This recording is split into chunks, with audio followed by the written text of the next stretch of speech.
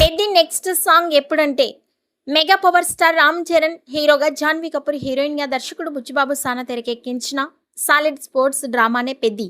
భారీ అంచనాలు సెట్ చేసుకున్న ఈ సినిమా టాలీవుడ్ లో చాలా కాలం నుంచి మిస్ అవుతున్న గ్రాండ్ హిట్ గా నిలుస్తుంది అని చాలా మంది భావిస్తూ ఉన్నారు.